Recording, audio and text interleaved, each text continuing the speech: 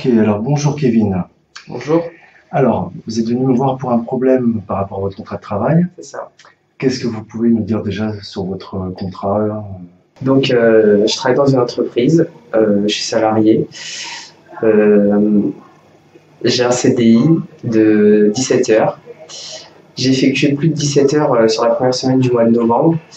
Donc, j'ai fait 35 heures et l'entreprise me propose un avenant par rapport aux heures supplémentaires que j'ai faites. Donc, j'aimerais savoir si je suis obligé de signer l'avenant ou pas. Très bien. Bah écoutez Kevin, on va demander à la classe, on va demander à vos collègues, à vos camarades de BTS, s'ils sont capables de répondre à cette question. Merci Kevin. De rien. Bonjour, je suis Judith Boina, avocate au barreau de Paris. Je vais vous parler aujourd'hui des modifications du contrat de travail.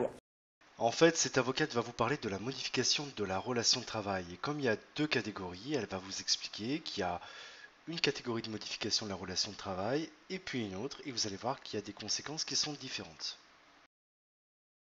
L'employeur peut être amené à demander à son salarié de modifier son contrat de travail. En premier lieu, il peut s'agir d'un simple changement des conditions de travail. On modifie vos horaires de pause, on vous change de bureau. Dans ce cas-là, vous ne pouvez pas refuser cette modification car votre refus serait considéré comme une faute professionnelle pouvant être sanctionnée jusqu'à un licenciement. En second lieu, il peut s'agir d'une modification d'une clause essentielle à votre contrat de travail. On vous change votre rémunération, on vous change vos fonctions, on vous change votre lieu de travail alors qu'il n'y a aucune clause de mobilité dans votre contrat de travail. Ceci ne peut pas être effectué sans votre accord express.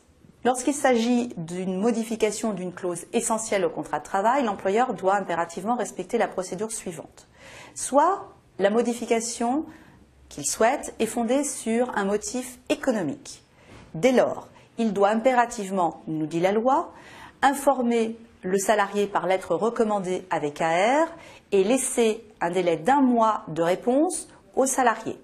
Attention, si vous ne répondez pas à cette lettre, votre silence vaudra acceptation de la modification proposée. Donc n'hésitez pas à répondre par lettre recommandée à votre employeur.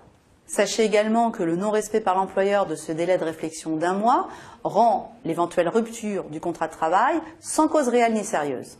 Lorsque la modification du contrat de travail n'est pas fondée sur un motif économique, alors c'est la jurisprudence qui indique que l'employeur doit laisser un délai dit raisonnable au salarié pour rendre sa décision. Et la jurisprudence précise, par exemple, qu'un délai de 48 heures n'est pas un délai suffisant. Si le salarié refuse la modification proposée, soit l'employeur renonce à cette modification, soit il licencie le salarié. Voilà, vous connaissez désormais les règles relatives à la modification du contrat de travail.